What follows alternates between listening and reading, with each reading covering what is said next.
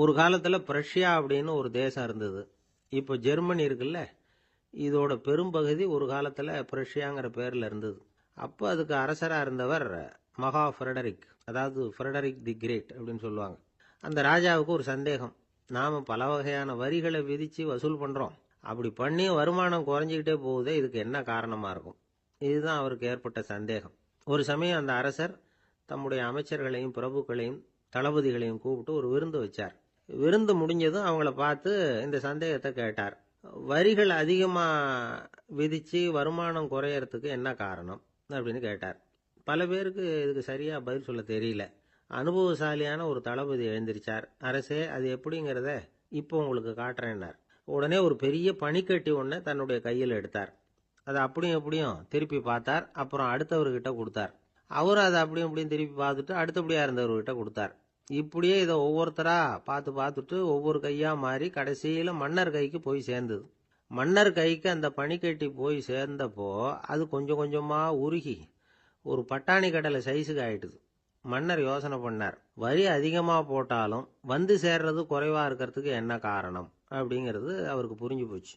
காலம்தான் மாறிட்டு இருக்கே தவிர இந்த கையூட்டு வாங்குற பழக்கம் மாறினதாக தெரியல.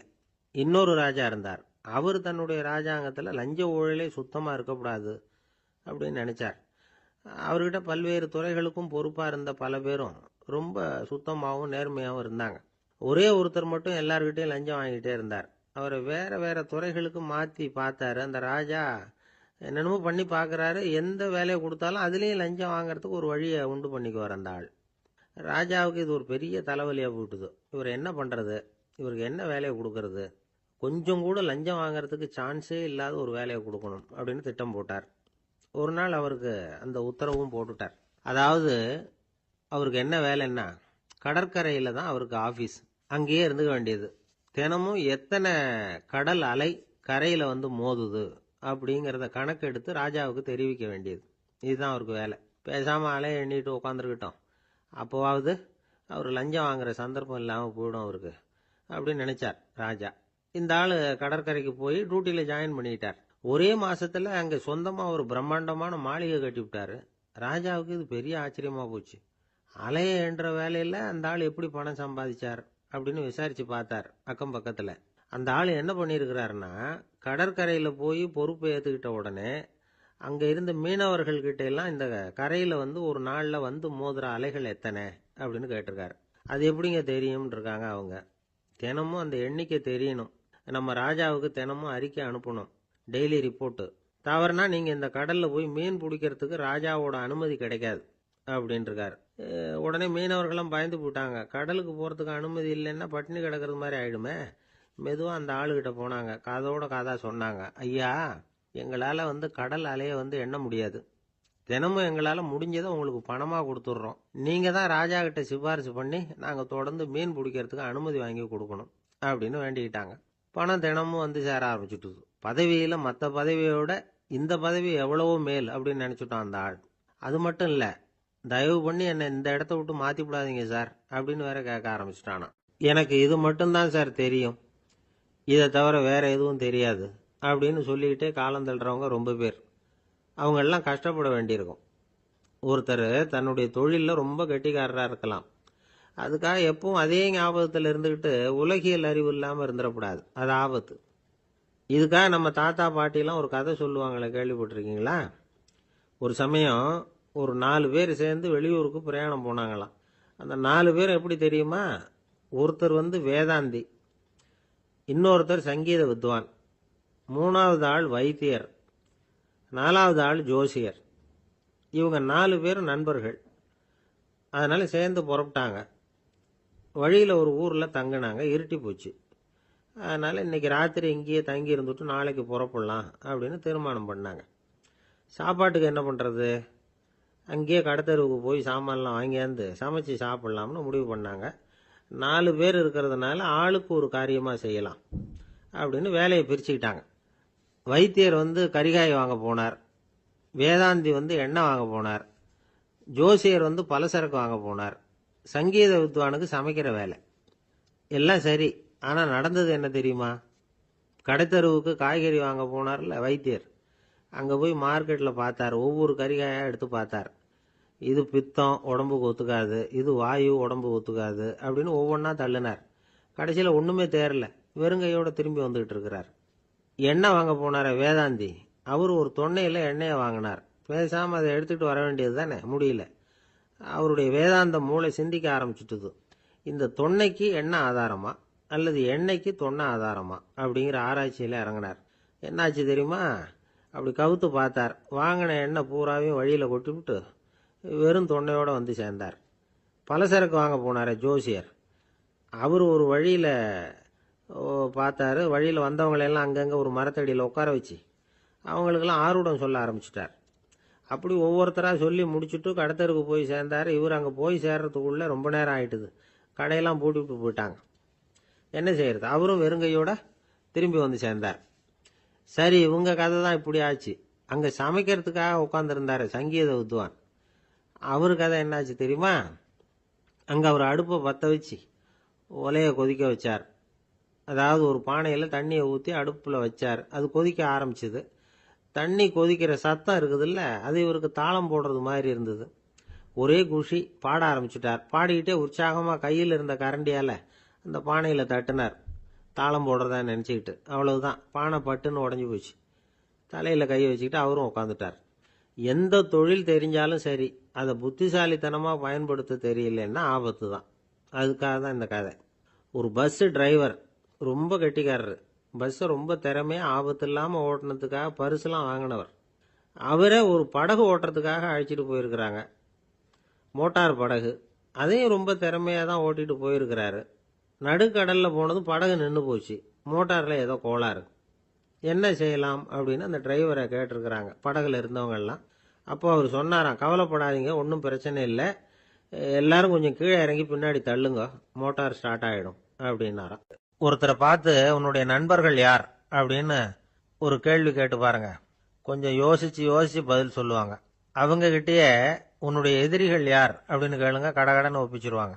நம்ம மனசு இருக்க, அது எப்படின்னா நம்ம நண்பர்களை விட எதிரிகளை அது நல்லா ஞாபகத்தில் வச்சுக்கும். இது ஒரு ஆச்சரியமான உண்மை. உங்களால் நண்பர்களை மறந்துட முடியும், ஆனால் எதிரிகளை மறந்துட முடியாது. இது ஒரு வேடிக்கையான நிலைமை தான். அழகான தருணங்களை நாம் ஏன் மறந்துடுறோம்? இது இயற்கை. ஏன்னா நம்ம மனசு மலர்களை கவனிக்கிறது இல்லை, அதில் இருக்கிற முள்ளை தான் கவனிக்குது. தன்னை காயப்படுத்துகிற எதையும் அது உடனே கண்டுகொள்ளுது. ஒரு தெளிந்த சிந்தனை உடைய மனசு மிக அழகாக உள்ள எல்லாத்தையும் கவனிக்கும். அது நன்றியுடன் உணரக்கூடிய எல்லாத்தையும் பார்த்து குறிச்சிக்கும். இப்படிப்பட்டவங்க வாழ்க்கை இயல்பாகவே நல்லா அமையும். அது ரொம்ப அபூர்வம். மனசில் உள்ள ஒரு சிறிய அமைப்பை மாற்றுவதை பொறுத்து தான் இந்த விஷயம் அப்படிங்கிறார் ஓஷோ. ஒரு யூத கோவில் இருந்துதான். அது யூதர்களின் மடமாகவும் இருந்தது. அங்கே ஒரு தலைமை குரு, அவர் ரொம்ப கண்டிப்பானவர். அந்த கோவிலை ஒட்டி ஒரு தோட்டம். ஒரு நாள் காலையில் அந்த தோட்டத்தில் 2 இளம் யூதர்கள் நடந்து போய்கிட்டு இருக்கிறாங்க. காலையில் 1 மணி நேரம், மாலையில் 1 மணி நேரம் அவங்க அந்த தோட்டத்தில் நடக்கிறதுக்கு அனுமதி உண்டு. மற்ற நேரங்களில் அவங்க மத புத்தகங்களை படிக்கணும், பிற விதிமுறைகளை கடைபிடிக்கணும். அந்த 2 பேருமே தொடர்ந்து புகைப்பிடிக்கிற பழக்கம் உள்ளவங்க. ஆனால் கோவில் மடத்தில் இருக்கிறப்போ அவங்க புகைப்பிடிக்க முடியாது, அது கடுமையான குற்றம். சரி, நாம் தோட்டத்தில் இருக்கிறப்போவாவது புகைப்பிடிக்கலாமா அப்படின்னு ஒரு ஆசை அவங்க 2 பேருக்குமே. இருந்தாலும் பயம். இப்படி கேட்டால் மதகுரு என்ன சொல்லுவாரோ அல்லது என்ன செய்வாரோங்கிற பயம். இப்படியே கொஞ்ச நாள் ஆச்சு. ஒரு நாள் இந்த 2 பேரில் ஒருத்தன் ரொம்ப கலங்கி போய் அந்த கோவிலில் இருந்து வெளியில் வந்துக்கிட்டு இருந்தான். வந்தவன் நேராக தோட்டத்து பக்கம் போனான். அங்கே இன்னொருத்தன் ஆனந்தமாக புகை பிடிச்சிக்கிட்டு இருக்கிறான். அதை பார்த்து தான் இவனுக்கு அதிர்ச்சி. அட கடவுளே, என்ன இது, நீ கேட்காமலே ஆரம்பிச்சிட்டியா அப்படின்னா. இல்லை இல்லை, நான் கேட்டுவிட்டு தான் ஆரம்பிச்சிருக்கேன்னா அவன். அப்படியா, என்ன மனுஷன் இவர், நானும் தான் கேட்டேன், என்ன கண்ணாமுன்னான்னு திட்டிவிட்டார். இது என்ன கோவிலா இல்லை நரகமா? உனக்கு புகை பிடிக்கணும்னு ஆசையாக இருந்தால் நரகத்துக்கு போகணும்னு சொல்லிவிட்டார். அது சரி, உன்னை மட்டும் எப்படி அனுமதிச்சார் அப்படின்னு கேட்டான் இவன். அவன் சிரிச்சுக்கிட்டே, நீ எப்படி கேட்ட சொல்லு அப்படின்னா. நாம் இந்த தோட்டத்துக்கு வர அனுமதிக்கப்பட்டிருக்கிறதே ஜபத்துக்காகத்தானே, அதனால நான் ஜெபம் சொல்லும் பொழுது புகை பிடிக்கலாமா அப்படின்னு கேட்டேன். அதுக்கு தான் அவர் சத்தம் போட்டு என்னை அடிக்கவே வந்துட்டார் அப்படின்னா இவன். நீ ஒரு மாதிரியா கேட்டிருக்க, நான் வேற மாதிரியா கேட்டிருக்கிறேன். ஜெபம் சொல்லும் போது புகை பிடிக்கலாமான்னு நீ கேட்டிருக்க. ஐயா, புகை பிடிக்கும் பொழுது ஜெபிக்கலாமா அப்படின்னு நான் கேட்டேன். அதுல தப்பு ஒன்றும் இல்லை அப்படின்னு பதில் சொல்லிட்டார் அப்படின்னா. ஒரு சிறிய மாற்றம் தான் அது மிகப்பெரிய மாறுதலை ஏற்படுத்தி விட்டது. மனசு நல்ல விதமா சிந்திக்க ஆரம்பிச்சுட்டுதுன்னா மகிழ்ச்சிக்கு பஞ்சம் இல்லை.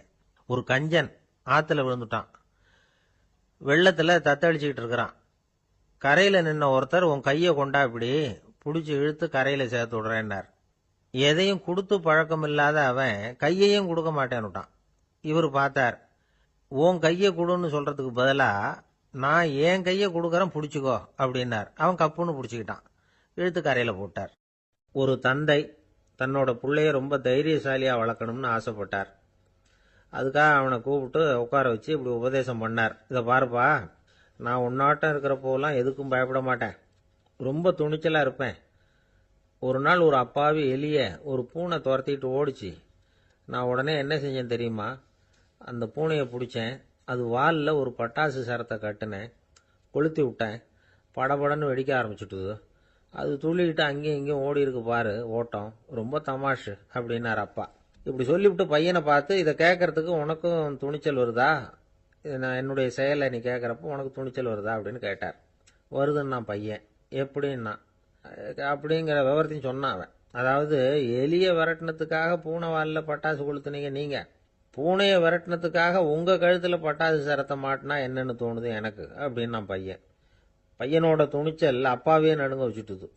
அது சரி, ஒரு அப்பா பிள்ளைக்கு இப்படியா உபதேசம் பண்றது? எல்லாருக்கிட்டையும் அன்பா பழகிறது எப்படி அப்படின்னு சொல்லி கொடுக்கணும். பிஞ்சு உள்ளங்கள்ல நெஞ்ச தூவலாமா? ஒரு நாள் விநாயகர் ஒரு பூனையோட விளையாடிக்கிட்டு இருந்தாராம். அப்படி ஆசையா விளையாடிக்கிட்டு இருந்தப்ப அவரோட கை நகம் தவறுதலா பூனையோட முகத்துல பட்டுட்டுதான். அது ஒரு சின்ன கீறலை உண்டாகி விட்டுது. அப்பா அவர் அதை ஒரு பெருசா நினைக்கல. கொஞ்ச நேரத்துக்கு அப்புறம் விநாயகர் வீட்டுக்கு வந்தார். அவங்க அம்மா பார்வதி தேவியை பார்த்தார். பார்வதி தேவி கன்னத்துல விரலால கீறினது மாதிரி ஒரு அடையாளம் இருந்தது. விநாயகருக்கு அதிர்ச்சி, ஆச்சரியம். நம்ம அம்மா இந்த உலகத்துக்கே தாயார். அப்பேற்பட்ட அவங்க முகத்திலேயே கீறலை உண்டாக்கக்கூடியவங்க யாரா இருக்க முடியும் அப்படின்னு யோசனை பண்ணார். தாயே, உன்னுடைய கன்னத்தில் இந்த வடு எப்படிம்மா ஏற்பட்டதுன்னு கேட்டார். குழந்தாய், இது நீ செஞ்ச காரியம்தான்ப்பா. உன்னுடைய கை நகம் கீறினதுனால ஏற்பட்ட வடு தான் இது அப்படின்னாங்க அவங்க. விநாயகர் திடுக்கிட்டு போட்டார். எப்படிம்மா அது? நான் எந்த காலத்திலையும் உன்னை அப்படி கீறினதாக எனக்கு நினைவு இல்லையே அப்படின்னார். இன்னைக்கு காலையில ஒரு பூனையை கீறினதை நீ மறந்துட்டியா அப்படின்னாங்க அந்த அம்மா. விநாயகர் திகைச்சு போய் நின்னார். பார்வதி தேவி சொன்னாங்க, இதை பார்ப்பா, இந்த உலகத்துல இருக்கக்கூடிய எல்லா உயிர்கள்லையும் நான் இருக்கிறேன். நான் தான் இந்த உலகமா ஆகியிருக்கிறேன். ஆகையினால நீ யாரை துன்புறுத்தினாலும் அது உண்மையிலேயே என்ன துன்புறுத்தினதா தான் வந்து முடியும் அப்படின்னாங்க. விநாயகர் மனசுக்குள்ள ஒரு வெளிச்சம் ஏற்பட்டுதான். அதுக்கப்புறம் அவர் யாரையுமே கல்யாணம் பண்ணிக்காததுக்கு அதுதான் காரணமா. இந்த உலகத்துல எல்லாரையும், இங்க இருக்கிற எல்லாத்தையும் தாயின் வடிவமா அவர் பார்க்க ஆரம்பிச்சிட்டாராம்.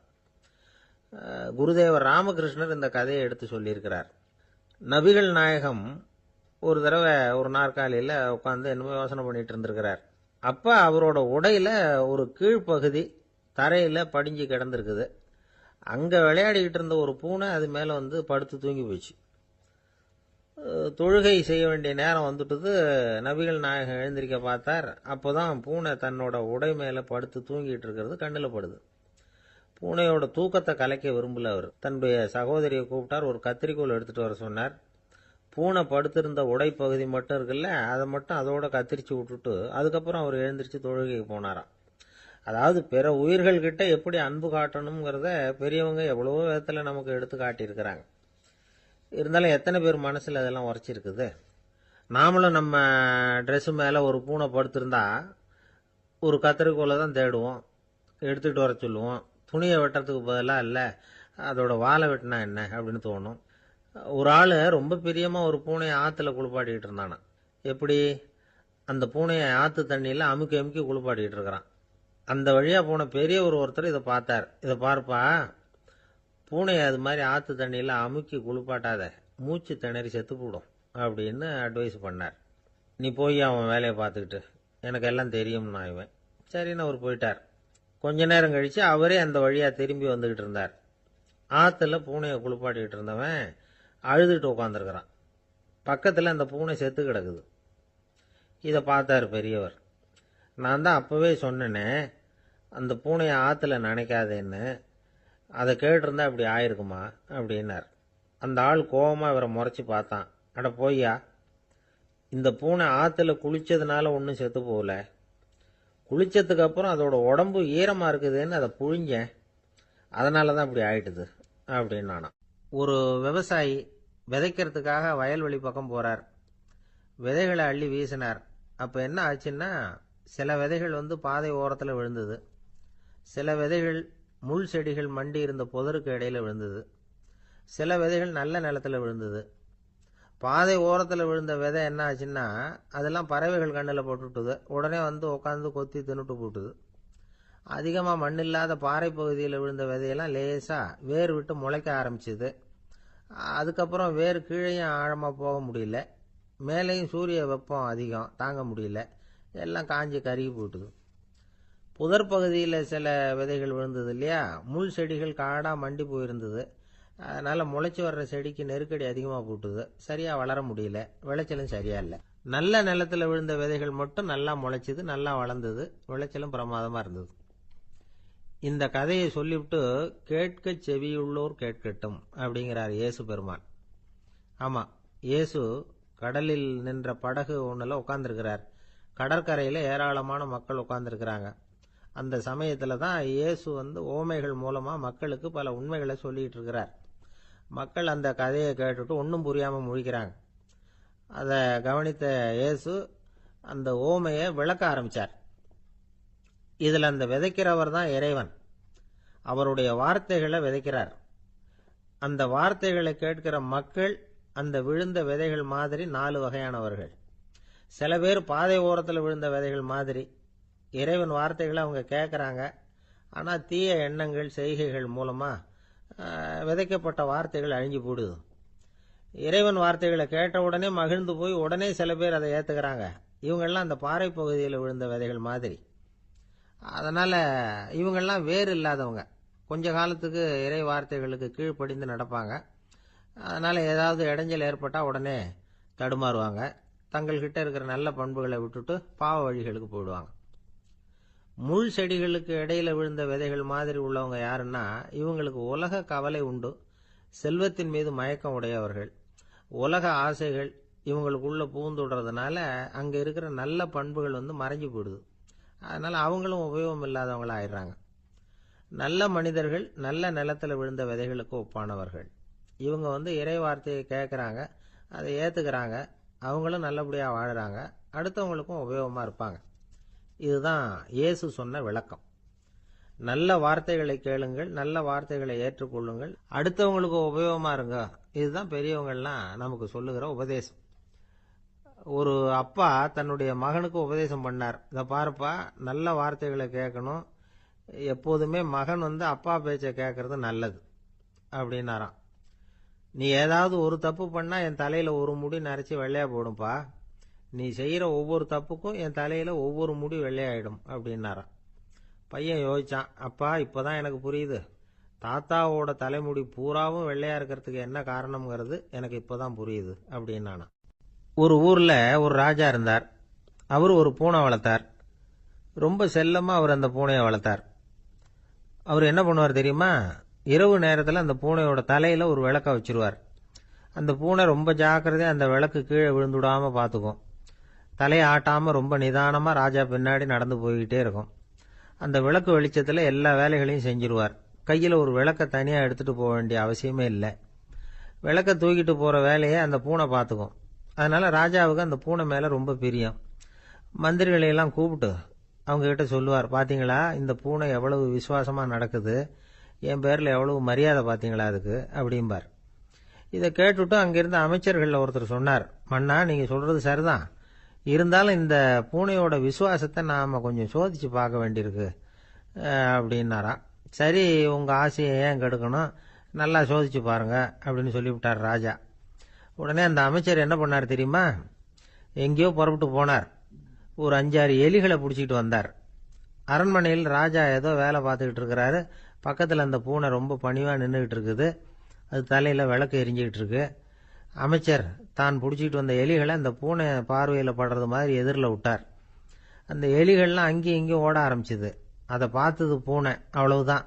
தலையில் இருக்கிற விளக்கை பற்றியும் கவலைப்படல, ராஜாவை பற்றியும் கவலைப்படல. ஒரே பாய்ச்சலாக பாஞ்சு எலிகளை துரத்த ஆரம்பிச்சுட்டுது. தலையில் இருந்த விளக்கு எங்கேயோ போய் விழுந்தது, அணைஞ்சு போச்சு. இருட்டில் ராஜா தடுமாற ஆரம்பிச்சுட்டார்.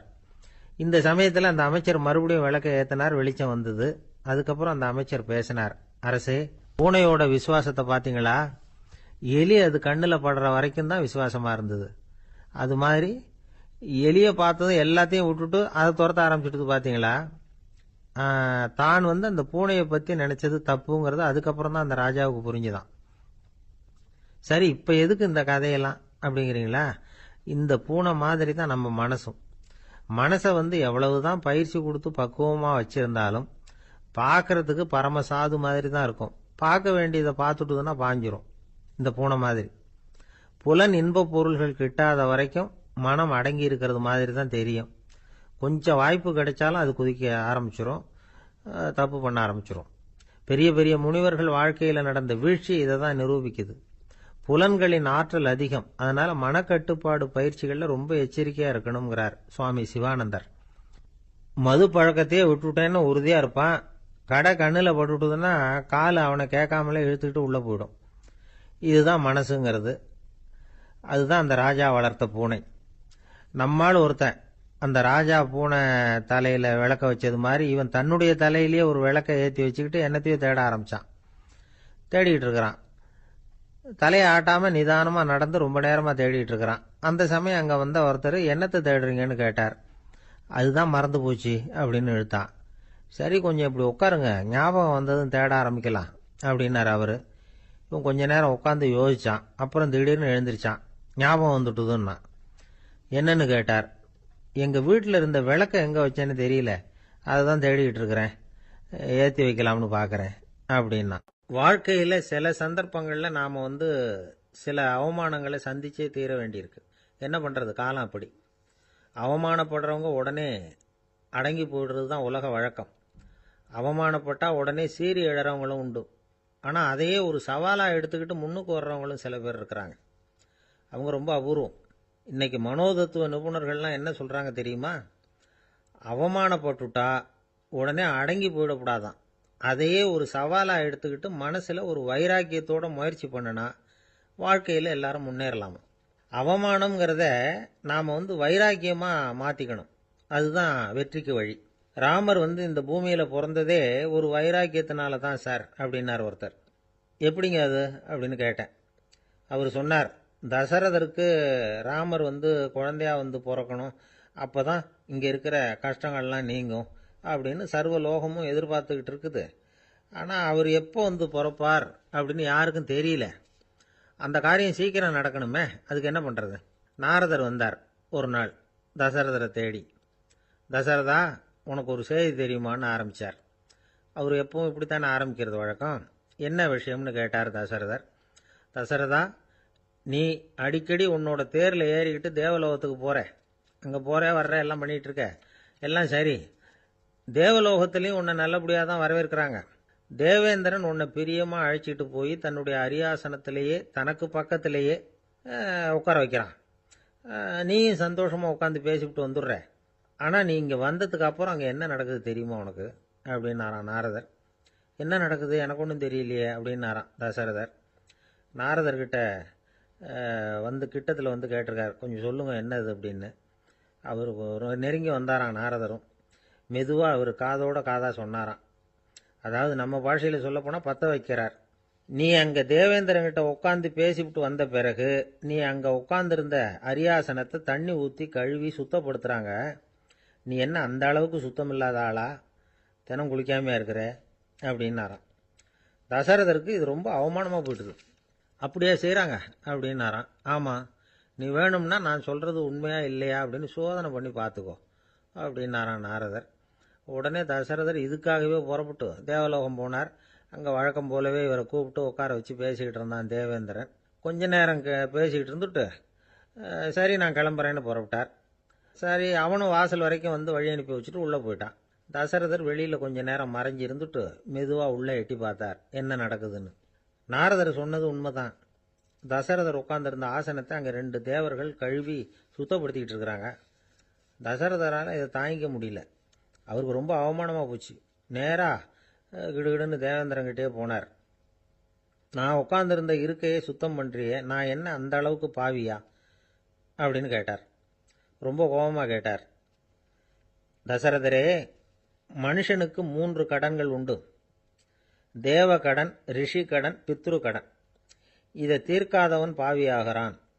இதில் மகனை பெறுவதால் தான் பித்ரு கடன் தீரும். உனக்கு மகன் கிடையாது, அதனால் நீ பாவியாகிற. பாவி உட்கார்ந்துருந்த இடம்ங்கிறதுனால அதை சுத்தம் செய்ய வேண்டியது எங்கள் கடமை அப்படின்னு நானாம் தேவேந்திரன். இந்த இடத்துல தசரதருக்கு ஏற்பட்ட அவமானம் ஒரு வைராக்கியமாக மாறிச்சு. தேவேந்திரனே கேட்டுக்கோ, ஒரு மகனை பெற்ற பிறகுதான் இந்த சபையில் மறுபடியும் அடி எடுத்து வைப்பேன் அப்படின்னு சொல்லிவிட்டு போயிட்டாராம். போய் புத்திர காமேஷ்டி யாகம் பண்ணார். புத்திரர்கள் பிறந்தார்கள். இந்த கதையில் உள்ள கருத்து என்னன்னா, தேவேந்திரன் தசரதரை அப்படி அவமானப்படுத்தலைன்னா அவருக்கு இப்படி ஒரு வைராக்கியம் பிறந்திருக்குமா யோசிச்சு பார்க்கணும். நமக்கு ஏற்படுகிற சில அவமானங்களையும் வைராக்கியமாக மாற்றிக்குவோம். அப்படி மாற்றிக்கிட்டோம்னா வாழ்க்கையில் முன்னேறலாம். நம்ம ஆளுங்க சில பேர் அவமானத்தை வைராக்கியமாக மாற்றிக்கிறது எப்படி தெரியுமா?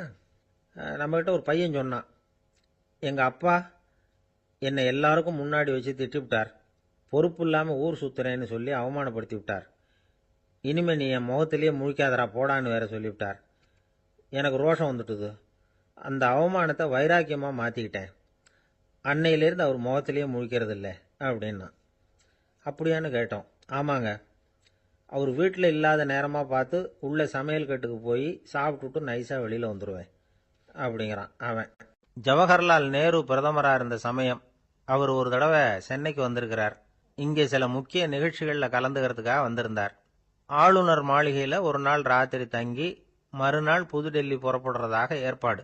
நிகழ்ச்சியிலெல்லாம் முடிச்சுக்கிட்டு ஆளுநர் மாளிகையில் தங்கி இருக்கிறார். அன்றைக்கு இரவு படிக்கிறதுக்கு ஒரு முக்கியமான புத்தகம் அவருக்கு தேவைப்பட்டது. அந்த சமயத்தில் உலக அளவில் ஒரு முக்கியமான பொருளாதாரம் சம்பந்தமான ஒரு புத்தகம் வெளியாகி இருக்கிற விஷயம் அவருக்கு தெரியும். அந்த புத்தகம் மெட்ராஸுக்கு வந்திருக்குமா, அது இங்கே கிடைக்குமா அப்படின்னு விசாரிச்சிருக்கிறார் நேருஜி. அவர் இப்படி கேட்ட உடனே அங்கே இருந்தவங்கெல்லாம் ரொம்ப பரபரப்பாக செயல்பட ஆரம்பிச்சுட்டாங்க. முக்கியமான இடங்கள்ல எல்லாம் விசாரிச்சிருக்கிறாங்க அந்த புத்தகம் உங்ககிட்ட இருக்கான்னு. சென்னையில் உள்ள கன்னிமாரா நூல் நிலையத்துக்கு எப்படியும் அந்த புத்தகம் வந்திருக்கணும் அப்படின்னு ஒரு நம்பிக்கை. அங்கே விசாரித்தாங்க. அந்த புத்தகம் 2 நாளைக்கு முன்னாடி தான் அங்கே வந்திருக்குது அப்படிங்கிற விஷயம் தெரிஞ்சுது. உடனே எல்லாரும் அங்கே ஓடினாங்க. அவங்களுக்கு இன்னொரு சந்தேகம், புத்தகம் வந்திருக்கு சரி, அது இந்த சமயத்தில் வேற யாரும் படிக்கிறதுக்கு எடுத்துகிட்டு போயிருக்கக்கூடாதே அப்படிங்கிற சந்தேகம் இருந்தாலும் மனசுக்குள்ள ஒரு தைரியம். இப்படி ஒரு புத்தகம் வெளிவந்திருக்கிற விஷயமே நேருஜி சொல்லி தான் நமக்கே தெரியும். அதுவும் இல்லாமல் உலக பொருளாதாரம் சம்பந்தமான ஏதோ ஒரு புத்தகம் அது. அதை போய் இந்த நேரத்தில் அவ்வளவு ஆர்வமாக யார் எடுத்துகிட்டு போயிட போகிறாங்க அப்படிங்கிற தைரியம். இந்த தைரியத்தோடு அந்த நூல் நிலையத்துக்கு ஓடினாங்க. புத்தகத்தை தேடினா அது கிடைக்கல. யாரோ எடுத்துகிட்டு போயிருக்கிறாங்க. நேருவுக்கு மட்டுமே தெரிஞ்சிருந்த அந்த புத்தகம் பற்றின விஷயம் சென்னையில் வேற ஒருத்தருக்கும் தெரிஞ்சிருக்குது. உடனே எல்லாரும் பரபரப்பா அதுக்குன்னு இருக்கிற ரிஜிஸ்டர் இருக்குல்ல, பதிவேடு, அதை புரட்டி பார்க்குறாங்க யார் எடுத்துகிட்டு போகிறாங்கன்னு தெரிஞ்சுக்கிறதுக்காக. எடுத்துகிட்டு போனவங்க அதில் கையெழுத்து போட்டிருப்பாங்கல்ல, அதை பார்த்து யாருன்னு தெரிஞ்சுக்கலாம் அப்படிங்கிறதுக்காக தான் அதை புரட்டுறாங்க. அதோ அந்த புத்தகத்தோட பேர் பக்கத்தில் அதை எடுத்துக்கிட்டு போனவங்க கையெழுத்து உத்து பார்க்குறாங்க எல்லாரும். அதில் போட்டிருக்குது பேர் CN அண்ணாதுரை அப்படின்னு எழுதியிருந்தது. அவர் தான் பேரறிஞர் அண்ணா. நேரு படிக்க விரும்பின ஒரு புத்தகத்தை அதே நேரம் படிக்க விரும்பின இன்னொரு தலைவர் இவர். படிக்கிறதுல அவருக்கு இருந்த ஆர்வத்தை நாம் தெரிஞ்சுக்கணும்னா அதுக்கு எவ்வளவோ சம்பவங்கள் இருக்குது. கடைசி காலத்தில் அவர் அடையாறு மருத்துவமனையில் படுத்திருக்கிறார். அவருக்கு ஒரு முக்கியமான அறுவை சிகிச்சை செய்ய வேண்டியிருக்குது அவசரமாக. அமெரிக்காவிலேருந்து டாக்டர் மில்லர் வந்திருக்கிறார். அவர்கிட்ட கேட்குறார், டாக்டர் நாளைக்கே அறுவை சிகிச்சை செய்ய போகிறீங்களா அப்படின்னு. ஆமாங்கிறார் டாக்டர் மில்லர். நாளைக்கு மறுநாள் செஞ்சுக்கிறேனே அப்படின்னாரான் அண்ணா. ஏன் ஏதாவது நாள் பார்க்குறீங்களான்னு கேட்டிருக்கார். இல்லை, ஒரு புத்தகத்தை படிச்சுக்கிட்டு இருக்கிறேன், அதை நாளைக்குள்ளே முடிச்சிருவேன், அதுக்கப்புறம் நான் இறந்தாலும் கவலை இல்லை அப்படின்னாராம் இவர். அவர் தான் அறிஞர் அண்ணா. சங்ககால நூல்கள்லேருந்து சமீபத்தில் வந்த நூல்கள் வரைக்கும் எல்லாம் அவர் படிச்சிருக்கிறார். ஒரு திருமண விழாவில் அவர் பேசும்பொழுது சொன்ன விஷயம் இது. சங்க காலத்தில் காதலியை மணக்க விரும்புகிறவனுக்கு அவனுடைய தந்தை வீர சோதனைகள்லாம் வைப்பாரு. போய் புலிப்பல்லு கொண்டுகிட்டு வா, அப்போதான் என் பொண்ணை கொடுப்பேன் அப்படின்னு சொல்லுவார். காதலன் உடனே காட்டுக்கு போவான், ஒரு புலியை கொன்று அதனுடைய பல்லை கொண்டுகிட்டு வருவான். அதை வீர பதக்கத்தில் பதிச்சு அவனுக்கு மாமனார் சூட்டுவார் கல்யாண சமயத்தில். இப்போலாம் காதலன் கிட்ட அப்படி சொல்ல முடியாது. இப்போலாம் காதலன் கிட்ட காட்டுக்கு போய் புலிப்பல் கொண்டுகிட்டு வான்னு யாராவது சொன்னா புலி தான் மாப்பிள்ளையா வந்து சேரும் அப்படின்னார். உலகத்தில் எது எதுக்கும் ஆராய்ச்சி கூடங்கள் இருக்குதுல்ல, அது மாதிரி தூக்கத்தை பற்றி ஆராய்ச்சி பண்ணுறதுக்கு ஒரு ஆராய்ச்சி கூடம் இருக்குது. அப்படி ஆராய்ச்சி பண்ணணும்னா அதுக்கு மூழ்கிக்கிட்டு இருக்கணும்ல. அதனால தான் அந்த ஆராய்ச்சி கூடம் இங்கே இல்லை. அமெரிக்காவில் பாஸ்டன் பல்கலைக்கழக மருத்துவமனையில் அது இருக்குது. அங்கே தூக்கத்தை பற்றி பல விதமான ஆராய்ச்சிகள் பண்ணிகிட்டு இருக்கிறாங்க. அந்த ஆராய்ச்சி கூடத்தில் இயக்குனராக இருக்கிற ஒரு நிபுணர் அவர் என்ன சொல்கிறார் தெரியுமா? உங்களுக்கு தூக்கம் வரலையா, நீங்கள் நல்லா தூங்குறதுக்கு தாராளமாக சில யோசனைகளை என்னால் சொல்ல முடியும் அப்படிங்கிறார். யோசனை தானே, காசா பணமாக கேட்டு வச்சுக்கலாமே. உணவு, மனநிலை, தூங்கும் இடத்தோட சூழ்நிலை, படுக்கைக்கு செல்றப்போ உள்ள பழக்க வழக்கங்கள், இது காரணமாக ஒருத்தருக்கு தூக்கம் வராமல் போகலாம். தூக்கம் வராததுக்கு இதுதான் காரணம்னா அதையெல்லாம் சுலபமாக கட்டுப்படுத்தலாங்கிறார் அவர். தூக்கத்தை வரவழைக்கக்கூடிய ஒரு நல்ல மருந்து உடற்பயிற்சி. ஆனால் ஒன்று, படுக்க போகிற நேரத்தில் இது மாதிரி உடற்பயிற்சிகள் எல்லாம் செய்யக்கூடாது. கொஞ்சம் முன்னாடி பகல்லையே இந்த பயிற்சிகளை செய்கிறது நல்லது. தூக்கம் வராமல் அவதிப்படுறவங்க பிற்பகல் நேரங்களில் காஃபி, டீ இது மாதிரி பானங்களை சாப்பிடக்கூடாது. மது அருந்துறது கூட தூக்கத்தை பாதிக்கும். வெது வெதுப்பான நீரில் குளிக்கிறது, தியானத்தில் ஈடுபடுறது, ஓய்வாக இருக்கிறது, படுக்கிறது, அதாவது படுக்கிறதுக்கு முன்னாடி ஒரு குவளை பால் சாப்பிட்றது, இதெல்லாம் தூக்கத்தை வரவழைக்கிறது ரொம்ப உதவியாக இருக்கும். இன்னொரு விஷயம் என்னென்னா, தூங்கி ஆகணுமேங்கிற கவலை வேண்டியதில்லை. அப்படி நினச்சி கவலைப்படுறதை விட்டுடணும். தூக்கம் வரலையா, உடனே படுக்கையை விட்டு எழுந்திருக்க வேண்டியது. வெளியில் வாங்க, வேறு ஏதாவது வேலையில் ஈடுபடுங்க, கொஞ்சம் நேரம் உலாவுங்க, அல்லது ஏதாவது ஒரு புஸ்தகத்தை எடுத்து படிங்க. களைப்பு ஏற்பட்டால் மறுபடியும் படுக்கைக்கு போங்க, தூக்கம் தானாக வந்துடும். ஒரு விஷயத்தை மட்டும் நல்லா ஞாபகத்தில் வச்சுக்கணும். படுக்கைக்கு போகிறப்போ உங்கள் மற்ற எல்லா பிரச்சனைகளையும் மறந்துடணும். அது எப்படி சார் முடியும், அந்த நேரம் தானே எல்லா பிரச்சனையும் வரிசையாக ஞாபகத்துக்கு வருது அப்படின்னு நாம் நினைக்கலாம். ஆனால் பழக்கத்தில் அதை நாம் மாற்றிக்க முடியும். கொஞ்சம் முயற்சி பண்ணணும், அவ்வளோதான். இது எல்லாமே ஆராய்ச்சி பண்ணி பார்த்துட்டு அந்த நிபுணர் சொல்கிற கருத்து தான். இன்னொரு விஷயமும் அவர் சொல்கிறார். அது என்னென்னா, உடல் கோளாறு காரணமாக தூக்கம் வராமல் அவதிப்படுறவங்களுக்கெல்லாம் இந்த யோசனைகள் சரியாக வராது அப்படிங்கிறார். அதுக்கெல்லாம் மருத்துவ சிகிச்சை கொடுத்து தான் சரி பண்ணணும். சில பேருக்கு நடு ராத்திரியில் மூச்சு திணறல் ஏற்பட்டு தூக்கம் வராமல் போயிடும். ஊரெல்லாம் தூங்குறப்போ தான் மட்டும் தூங்காமல் மூழ்கிட்டு இருக்கிறது, ஊரெல்லாம் மூழ்கிட்டு இருக்கிறப்போ தான் மட்டும் தூங்குறது, இது மாதிரி கோளாறுகளால் சில பேர் பாதிக்கப்படலாம். காலு தசை முறுக்கிக்கிறதுனால சில பேருக்கு அடிக்கடி இழிப்பு வரலாம். மன அழற்சி காரணமாக சில பேருக்கு தூக்கம் வராது. இது மாதிரி கோளாறுகளுக்கெல்லாம் அதுக்கு தகுந்த மாதிரி சிகிச்சை கொடுத்து தான் சரி பண்ண வேண்டியிருக்கும். எந்த கோளாறும் இல்லாமல் தூக்கம் வரலைன்னா ஆரம்பத்தில் சொன்ன முறைகளை கடைபிடிச்சு பார்க்கலாம். தூக்கம் வந்ததுன்னா யோசனை சொன்ன அந்த நிபுணருக்கு நன்றி சொல்லலாம். ஒருத்தர், ஏன் சார் பஸ்ஸில் தூங்குறது கெட்ட பழக்கமானு கேட்டார். இல்லையே, நான் கூட பஸ்ஸில் போகிறப்ப தூங்கிட்டு தானே போவேன் அப்படின்னார் இன்னொருத்தர். அப்புறம் ஏன் என்ன டிரைவர் வேலை வேணாம்னு வீட்டுக்கு அனுப்பி வச்சுட்டாங்க அப்படின்னாராம் அவர். இமயமலை அடிவாரத்தில் ஒரு மடம், அங்கே ஒரு சன்னியாசி இருந்தார். அவர்கிட்ட ஒருத்தர் வந்தார். சுவாமி, ஆசையை உதற நினைக்கிறேன், முடியல, ஒட்டிக்கிட்டே வருது அப்படின்னாராம். இப்படி உட்கார, ஒரு கதை சொல்கிறேன் அப்படின்னு சொல்லி அவர் சொல்ல ஆரம்பித்தாராம். அவர் சொன்ன கதை என்னன்னா, ஒரு ஊரில் ஒரு ஆள் இருந்தான். அவன் பேர் குப்புசாமி. அவன்கிட்ட எப்பவும் ஒரு பழைய தொப்பி இருக்கும், விடவே மாட்டான். அதனால் அவனை எல்லாரும் தொப்பி சாமி அப்படின்னு தான் கூப்பிடுறது வழக்கம். ஒரு புது தொப்பி வாங்கிக்கப்படாதாப்பா அப்படின்னு நண்பர்கள்லாம் சொல்லி பார்த்தாங்க. பணத்துக்கு எங்கே போவேன் அப்படின்னு விட்டானான். பணம் வச்சிருக்கான், செலவு பண்ண மனசு வரல, மகா கஞ்சன். பழைய பாட்டில்கள்லாம் வாங்கி விற்றுக்கிட்டு இருந்தான். அப்படி ஒரு தடவை பழைய கண்ணாடி சாமான்களை ஏலத்தில் எடுத்தப்போ அதில் ஒரு அருமையான சென்ட்டு பாட்டில் கிடச்சிது. உடனே ஒரு ஐடியா பண்ணான். அந்த சென்ட்டை சின்ன சின்ன பாட்டில்களில் அடைச்சி ஜன்னல் ஓரமாக அடுக்கி வச்சுட்டான். அதை விற்றா நிறைய பணம் கிடைக்குமே, அதனால். இதுக்கு இடையில் ஒரு நாள் அவன் அப்படியே உட்காந்துருந்தான். அந்த நேரம் நண்பன் வந்தான். ஏண்டா, உன் பழைய தொப்பியை மாற்றப்படாதா, ஊரில் எல்லாரும் கேலி பேசுகிறாங்களே உன்னை தொப்பி சாமின்னு, அப்படின்னு சொல்லி கேட்டிருக்கான். இந்த சென்ட்டு பாட்டில் விற்றதும் பணம் வரும், அதுக்கப்புறம் பார்க்கலாம் அப்படின்னு நானா இவன். சரி வா நீச்சல் குளத்துக்கு போயிட்டு வருவோம் அப்படின்னு கூப்பிட்டுருக்கான் நண்பன். 2 பேரும் போனாங்க. அதே நேரம் அந்த ஊர் நீதிபதியும் அங்கே குளிக்க வந்தாராம். அவர்கிட்ட இருந்தது விலை வசந்த ஒரு புது தொப்பி. அதை அங்கே இருந்த ஸ்டாண்டில் மாட்டிவிட்டு குளிக்க போனார். இதுக்கிடையில் குப்புசாமி குளிச்சுட்டு வந்தான். அவனுடைய பழைய தொப்பியை காணலை. அந்த புது தொப்பியை பார்த்தா இது நண்பனுடைய வேலை தான் அப்படிங்கிறதாக புரிஞ்சுக்கிட்டு அதை எடுத்து மாட்டிட்டு வந்துட்டான். நீதிபதி குளிச்சுட்டு வந்து பார்க்குறாரு, தொப்பியை காணும். போலீஸில் புகார் கொடுத்தார். அவங்க வந்து தேடினாங்க. ஒரு மூலையில் பழைய தொப்பி கிடச்சிது. அடடா இது நம்ம குப்புசாமியோட தொப்பி இல்லையா அப்படின்னு நானா ஒருத்தன். உடனே அவன் வீட்டுக்கு தேடிட்டு போயிருக்காங்க. அங்கே போய் பார்த்தா புது தொப்பி அங்கே இருக்குது. உடனே அவனுக்கு 1000 ரூபாய் அபராதம் போட்டாங்களாம்.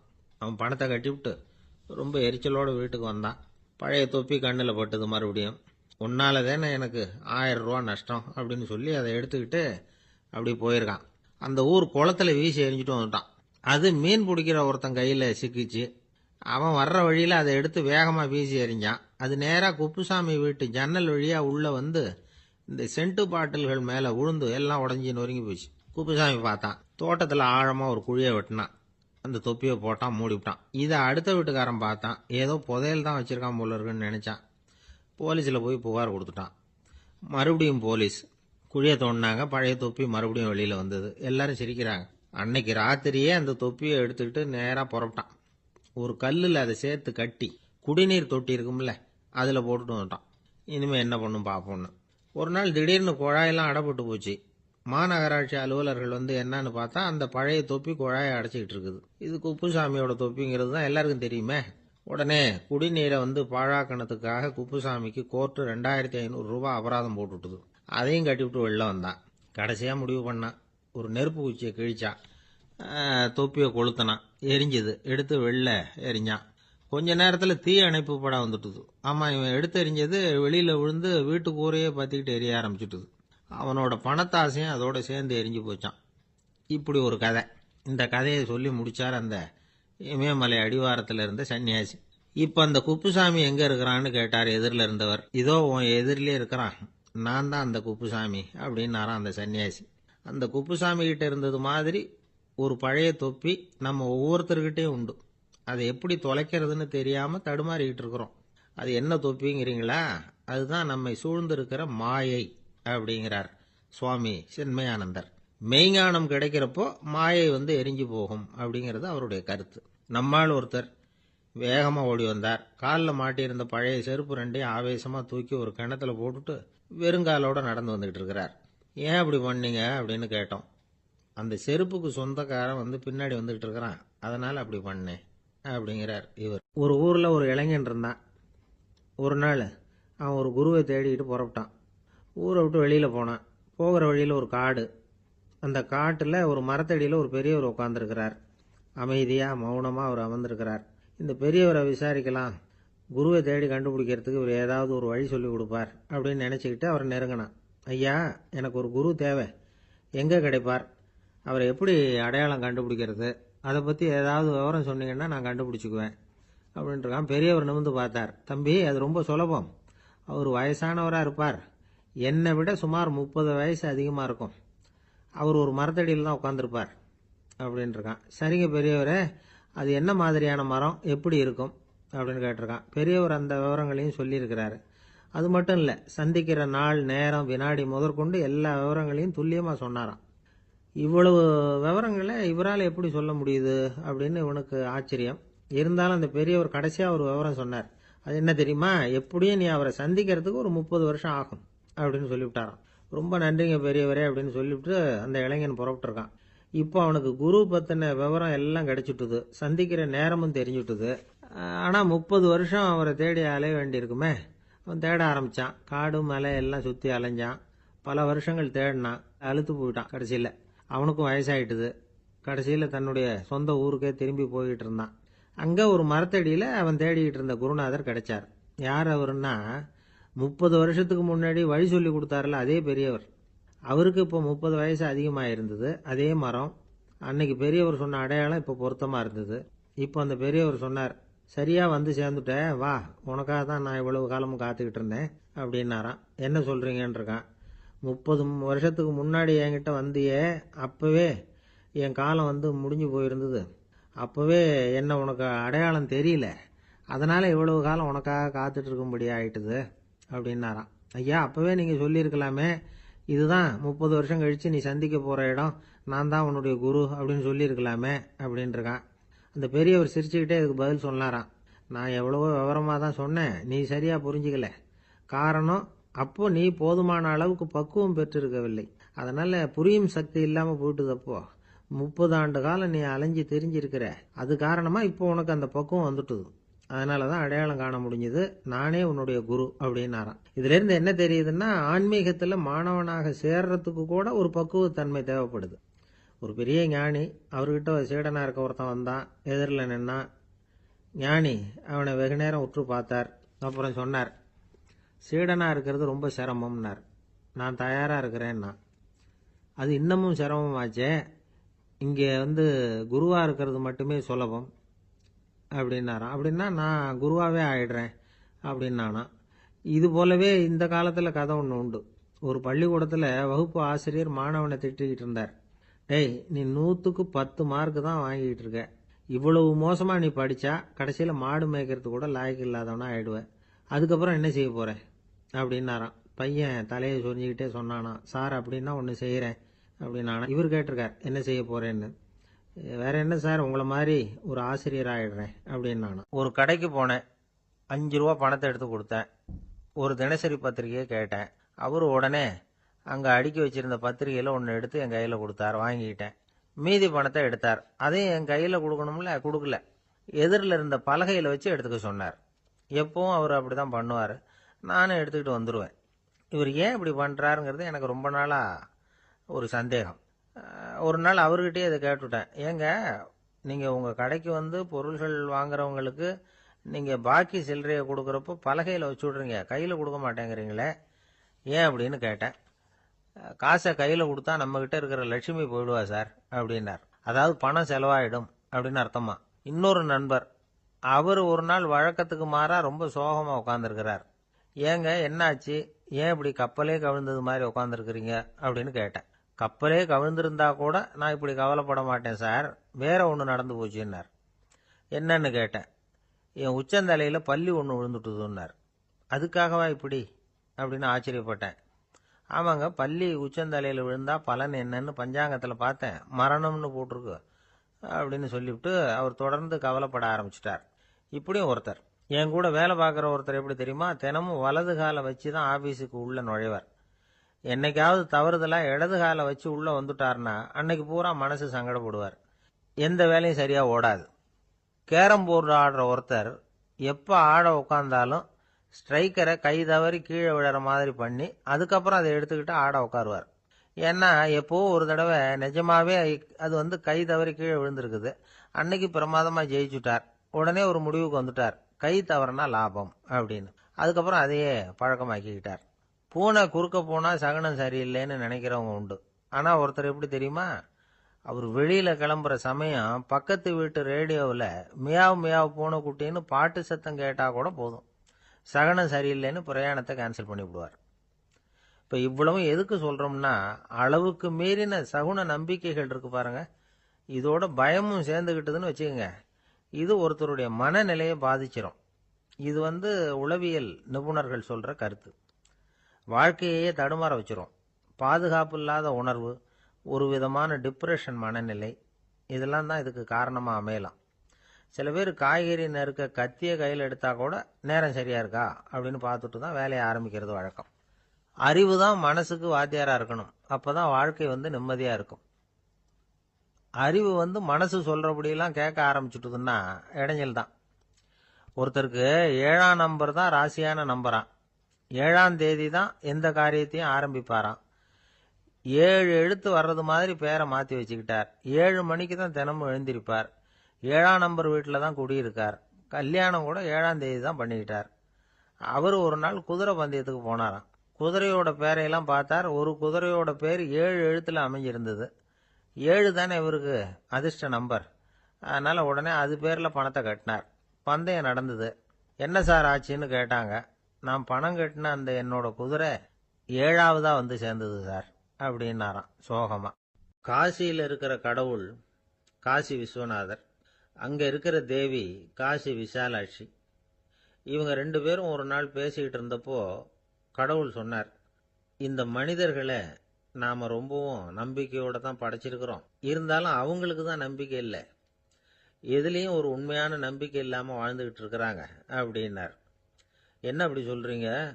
அதை பாருங்க, எவ்வளவு பேர் காசியை தேடிட்டு வந்து கங்கையில் குளிச்சுக்கிட்டு இருக்கிறாங்க, அவங்கெல்லாம் நம்பிக்கை இல்லைன்னா இவ்வளவு தூரம் தேடிட்டு வந்து இங்கே குளிப்பாங்களா அப்படின்னு நாங்கள் தேவி. சரி, அதை சோதித்து பார்க்கலாம் அப்படின்னு 2 பேரும் முடிவு பண்ணிக்கிட்டாங்க.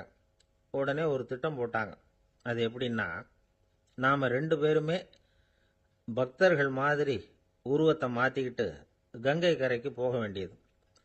நான் வந்து கங்கையில் இறங்கி குளிக்கிறேன், கொஞ்ச நேரத்தில் சுழலில் மாட்டிக்கிட்டது மாதிரி நடிக்கிறேன். நீ உடனே கரையிலிருந்து சத்தம் போடும், என்னோட வீட்டுக்காரரை யாராவது காப்பாற்றுங்களேன் காப்பாற்றுங்களேன்னு சத்தம் போடும். அதோட இன்னொன்று சொல்லு, யாராவது ஒரு புண்ணிய ஆத்மா அவர்கிட்ட போய் அவருடைய முடியை பிடிச்சி இழுக்கணும், அப்படி ஒரு சாபம் இருக்குது எங்களுக்கு. புண்ணிய ஆத்மா, அதாவது எந்த பாவமும் செய்யாத இல்லாத ஒருத்தர் தான் அவரை காப்பாற்ற முடியும். அப்படிப்பட்டவங்க யாராவது வெள்ளத்தில் குதிச்சு என்னுடைய கணவரை காப்பாற்றுங்கோ அப்படின்னு நீ சத்தம் போடு, கூச்சல் போடு, என்ன நடக்குதுன்னு பார்க்கலாம் அப்படின்னார் கடவுள். சரின்னு சொல்லி 2 பேருமா சாதாரண பக்தர்கள் மாதிரி கங்கை கரைக்கு வந்து சேர்ந்தாங்க.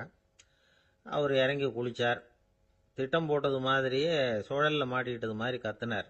கரையில் இருந்த அந்த அம்மா, ஐயோ என் கணவரை காப்பாற்றுங்களேன், யாராவது காப்பாற்றுங்களேன்னு கத்துனாங்க. பல பேர் ஓடி வந்தாங்க. உடனே இவங்க, பாவம் இல்லாத புண்ணிய ஆத்மா ஒருத்தரால் தான் என்னுடைய கணவர் காப்பாற்றப்படணுங்கிறது விதி, அப்படி ஒரு சாபம் இருக்குது, அதனால் புண்ணிய ஆத்மா யாராவது அவர்கிட்ட போய் அவர் முடியை பிடிச்சி தூக்குனா அவரை காப்பாற்றி போடலாம் அப்படின்னாங்க. இவங்க இப்படி சொன்னதும் எல்லாரும் திகைச்சு போய் நின்றுட்டாங்க. ஒவ்வொருத்தருக்கும் அவங்க செஞ்ச பாவம்லாம் ஒவ்வொன்றா ஞாபகத்துக்கு வர ஆரம்பிச்சுட்டுது. சரி, இதுக்கு நாம லாயக்கு இல்லை அப்படின்னு சொல்லி ஒதுங்கி போக ஆரம்பிச்சிட்டாங்க எல்லாம். இந்த சமயத்தில் யாரோ ஒருத்தர் வேகமாக ஓடி வந்தார், ஆற்றுல குதிச்சார். அவர்கிட்ட போனார், முடியை பிடிச்சார், தூக்குனார், அவரை காப்பாற்றி கரைக்கு கொண்டுட்டு வந்துட்டார். அப்படி காப்பாற்றின அந்த ஆளை இவங்க 2 பேரும் தனியாக கூப்பிட்டுக்கிட்டு ஒரு மண்டபத்துக்கு வந்துட்டாங்க. வந்து விசாரிக்கிறாங்க. நீ யாரப்பா அப்படின்னு கேட்குறாங்க. ஏதும் தெரியாத மாதிரி. நான் இந்த ஊர் அன்ன சத்திரத்தில் வேலை செய்கிற ஒரு சமையல்காரன் அப்படிங்கிறார். நீ வந்து கங்கையில் குளிக்கிறது உண்டான்னு கேட்டிருக்காங்க. நான் இந்த ஊர்லேயே தான் இருக்கிறேன், இருந்தாலும் தினமும் கங்கையில் குளிக்கிறது இல்லை, எப்பாவது ஒரு நாள் அங்கே குளிப்பேன் அப்படின்னார். கங்கையில் மூழ்கி எழுந்திரிச்சா பாவம்லாம் தொலையும்னு சொல்கிறாங்க. அப்படி இருக்கிறப்போ அங்கே இன்னைக்கு கங்கையில் குளிச்சுக்கிட்டு இருக்கிறவங்கெல்லாம் தங்களை வந்து புண்ணிய ஆத்மாவா நினைக்கல. கங்கையில் குளிக்காத நீ உன்னை வந்து புண்ணிய ஆத்மாவா நினச்சி என்னை காப்பாற்ற வந்திருக்கிற, அது எப்படி அப்படின்னு கேட்டார். அதுக்கு அந்த ஆள் சொல்கிறான், கங்கையில் குதிச்சதுக்கு அப்புறம் தானே உங்களை காப்பாற்ற போகிறோம், அப்படி குதிக்கும் பொழுது என்னுடைய பாவம்லாம் போயிருக்கும்ல, நான் புண்ணிய ஆத்மாவா ஆயிருப்பேனே, அதனால தான் துணிஞ்சு வந்து உங்களை காப்பாற்றினேன் அப்படின்னா. கடவுளும் தேவியும் அவனுக்கு வந்து காட்சி கொடுத்தாங்களாம். இப்படி ஒரு கதை உண்டு. அதாவது கங்கையில் குளிச்சுக்கிட்டு இருக்கிறவங்களுக்கே தங்களுடைய பாவம் போகுங்கிற நம்பிக்கை பரிபூர்ணமாக இல்லை, குளிக்காத ஒருத்தனுக்கு அந்த நம்பிக்கை இருந்தது. அதனால் அவனால் கடவுளை பார்க்க முடிஞ்சது. கடவுளை வந்து நாமளும் பார்க்க முடியுமா முடியாதா அப்படிங்கிற குழப்பம்லாம் நமக்கு வேண்டியதில்லை. நம்பிக்கையோடு வாழணுங்கிற உண்மையை மட்டும் இந்த கதையிலேருந்து புரிஞ்சுக்கிட்டா போதும். ஏன்னா இந்த கதையை கேட்டுட்டு ஒரு நண்பன் குதர்க்கமாக ஒரு கேள்வி கேட்டான்.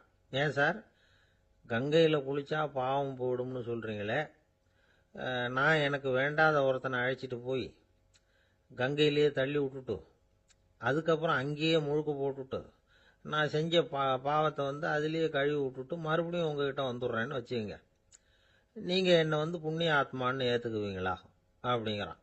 ஆள் கொஞ்சம் ஆசைந்தான், நம்மளே அங்கே அழைச்சிட்டு போனாலும் போயிடுவான். அங்கே நபிகள் நாயகம் உட்கார்ந்துருக்கிறார். அந்த சமயம் அம்மா அங்கே வர்றாங்க. அவங்க கையில் திராட்சை பழ கொத்து, அதை கொண்டுகிட்டு வந்து நபிகள் கிட்ட கொடுக்குறாங்க. சாப்பிடுங்க அப்படின்னு சொல்லி ரொம்ப அன்பாக வேண்டிக்கிறாங்க. நபிகள் நாயகமும் ரொம்ப பிரியமாக அதை வாங்கிக்கிட்டார். அதுக்கப்புறம் அதை சாப்பிட ஆரம்பித்தார். நபிகள் நாயகம் மதீனாவில் தங்கியிருந்தப்போ இது மாதிரி நிறைய பேர் பழங்களையும் தின்பண்டங்களையும் கொண்டுட்டு வந்து கொடுக்கறது வழக்கம். நபிகள் நாயகம் என்ன பண்ணுவார்னா அதெல்லாம் வாங்குவார். உடனே பக்கத்தில் இருக்கிற தோழர்கள் எல்லாருக்கும் பகிர்ந்து கொடுப்பார், தானும் சாப்பிடுவார். இதுதான் எப்போதும் வழக்கம். ஆனால் இந்த தடவை என்னாச்சு தெரியுமா? அவர் அப்படி பண்ணல. ஒவ்வொரு பழமா எடுத்து தானே சாப்பிட்டுக்கிட்டு இருக்கிறார். அவர் விருப்பமா சாப்பிடுகிற காட்சியை ஆசை தீர பார்த்துக்கிட்டு இருந்தாங்க அந்த வயசான அம்மா, அந்த பழத்தை கொடுத்தவங்க. அவங்களுக்கு ரொம்ப மகிழ்ச்சியா இருந்தது, மன நிறைவா இருந்தது. நாம ஆசையா கொண்டுகிட்டு வந்து கொடுக்குற பழத்தை நபிகள் நாயகம் இவ்வளவு பிரியமா சாப்பிட்றாரே அப்படின்னு நினைச்சு ரொம்ப சந்தோஷப்பட்டாங்க. அதுக்கப்புறம் அங்கிருந்து அவங்க புறப்பட்டு போயிட்டாங்க. அந்த அம்மா போனதுக்கு அப்புறம் பக்கத்தில் இருந்த தோழர்கள் பேச ஆரம்பிச்சாங்க. ஏன்னா அவங்களுக்கு சந்தேகம், இன்னைக்கு வித்தியாசமா நடந்துகிட்டாரே அப்படின்னு. அண்ணலே, எது உங்களுக்கு வந்தாலும் எங்க எல்லாருக்கும் கொடுத்துட்டு தான் நீங்க சாப்பிடுவீங்க. இன்னைக்கு மட்டும் நீங்க அப்படி செய்யலையே, எல்லா பழத்தையும் நீங்களே சாப்பிட்டீங்களே, அதுக்கு என்ன காரணம் அப்படின்னு கேட்டாங்க. இப்படி கேட்கறதுனால நாயகம் அதை தப்பா புரிஞ்சுக்க மாட்டார் அப்படிங்கிறது அவங்களுக்கு தெரியும். யாரும் எதையும் அவர்கிட்ட கேட்கலாம், அப்படி கேட்கறதுக்கு உரிமை உண்டு. இந்த ஜனநாயக முறைகளுக்கு அவர்கள் கொடுத்த மரியாதை இது. தோழர்களின் கேள்விக்கு நபிகள் பதில் சொல்ல ஆரம்பிச்சார். நண்பர்களே, அந்த அம்மா ரொம்ப பிரியமா அந்த பழங்களை என்கிட்ட கொண்டுகிட்டு வந்து கொடுத்தாங்க. முதல்ல ஒரு பழத்தை எடுத்து வாயில போட்டு பார்த்தேன். அது ரொம்ப புளிப்பா இருந்தது, சாப்பிடுறது ரொம்ப கஷ்டம். உங்ககிட்ட யாருக்காவது அதை கொடுத்திருந்தா அதுல வாயில போட்டதும் புளிப்பு தாங்காம முகம் சுழிச்சிருப்பீங்க. அதை அந்த அம்மா பார்த்துட்டாங்கன்னா வருத்தப்பட்டிருப்பாங்க. ஆசையா கொண்டுகிட்டு வந்து நமக்கு கொடுத்துருக்குறாங்க. அவங்க அன்பான மனசை நோகடிக்கிறதுக்கு நான் விருப்பப்படலை. அதனால முகம் சுளிக்காம சாப்பிடணுமேங்கிறதுக்காகத்தான் அந்த பழங்கள் பூராவே நானே சாப்பிட்டுட்டேன் அப்படின்னு புன்முறுவலோட பதில் சொன்னாராம் நபிகள் நாயகம். இன்னொருத்தர் மனசு புண்படக்கூடாதுங்கிறதுக்காக புளிப்பையும் இனிப்பா ஏற்றுக்கொள்ளுகிற பண்பாடு இருக்கு பாருங்க, அது ஒரு பெரிய நாகரிகம். அது எல்லாருக்கும் சுலபமா வந்துடாது. நல்லா இருக்கிற பழத்தையே என்ன இவ்வளவு மோசமா இருக்கேன்னு சொல்லுகிறவர்கள் தான் நம்ம கிட்ட அதிகம். இந்த காலத்துல இல்வாழ்க்கையில இந்த நாகரிகத்தை சில பேர் கடைபிடிக்கிறது உண்டு. நல்லா இருக்க இல்லையோ முகம் சுளிக்காம சாப்பிட்டுருவாங்க. ஏன்னு கேட்டா, எதுக்காக சார் வீண் வம்பு, ஏதோ நமக்குன்னு கொடுத்து வச்சது அவ்வளவுதான் அப்படின்னு நினைச்சுக்கிட்டு போக வேண்டியது தானே அப்படிம்பாங்க. இவங்கெல்லாம் கூட ஒரு விதத்துல பண்பாடு தெரிஞ்சவர்கள் தான். இப்போ ஒரு ஆளு ஊரெல்லாம் சுத்தி விட்டு கடைசியில அழுத்து போய் ஒரு ஹோட்டலுக்குள்ள நுழைஞ்சானான். ரொம்ப களைப்பா இருந்தது அவனுக்கு. அதனால ரொம்ப களைப்படைஞ்சு போய் ஒரு நாற்காலியில போய் உட்காந்துருக்கிறான். இவனை பார்த்ததும் சர்வர் ஓடி வந்தார். சார், உங்களுக்கு என்ன வேணும்னு கேட்டார். எனக்கு தேவை 2 தோசையும் கொஞ்சம் அன்பான வார்த்தைகளும் அப்படின்னா. சர்வர் உள்ள போனார், 2 தோசையை கொண்டாந்து வச்சார். அன்பான வார்த்தை கேட்டனே அப்படின்னா இவன். சர்வர் ரொம்ப பணிவா குனிஞ்சு இவன் காதோரமா சொன்னார், ஐயா, இந்த தோசையை சாப்பிட்றாதீங்க, புளிச்சு போன பழைய மாவு அப்படின்னார். இது பாருங்க, அன்பான வார்த்தையும் 2 தோசையும் கேட்டார், கொண்டாந்து கொடுத்துட்டார். இப்படி இருக்கிறவர்களும் இன்றைய மனிதர்கள்ல அதிகம். அதனால மனிதர்கள் ஒவ்வொருத்தரும் ஒவ்வொரு விதம். நம்ம கிட்ட பிரியமா நடந்துகிறவர்கள் மனம் கோணும்படி நாம் நடந்து கொள்ளக்கூடாது அப்படிங்கிறது தான் நபிகள் நாயகம் அவருடைய செயல் மூலமா நமக்கு உணர்த்தி இருக்கிற வாழ்வியல் உண்மை. ஆளை கண்டா ஏன் இப்படி முகத்தை திருப்பிக்கிட்டு வர்றீங்க அப்படின்னு கேட்டார் ஒருத்தர் நண்பர்கிட்ட. எலெக்ஷன்ல அவன் எதிர்த்து நின்னவன் சார், என்ன அவங்ககிட்ட நமக்கு என்ன பேச்சுவார்த்தை அப்படின்னாராம் ரொம்ப கோபமா இவர். சரி, அந்த ஆள் யாருன்னு கேட்டேன். என் கூட பிறந்த தம்பி தான் சார் அப்படின்னார் அந்த கோபம் குறையாமல். அதாவது நம்ம ஊர் நிலவரம் இப்படி, அதாவது அண்ணனும் தம்பியும் எதிர்த்து நிற்பாங்க தேர்தல்ல, ஒருத்தர் கண்டா பேசிக்கிறது இல்லை. ஆனா இங்கிலாந்துல எப்படி தெரியுமா, அங்க ஒரே மேடையில போட்டி போடுற 2 வேட்பாளர்களும் பேசுவாங்களாம், பட்டிமன்றம் மாதிரி. ஒருத்தர் முதல்ல எழுந்திருப்பார், நான் இந்த தேர்தலில் வெற்றி பெற்றால் என்னென்ன செய்வேன் அப்படின்னு சொல்லிவிட்டு உட்காருவார்.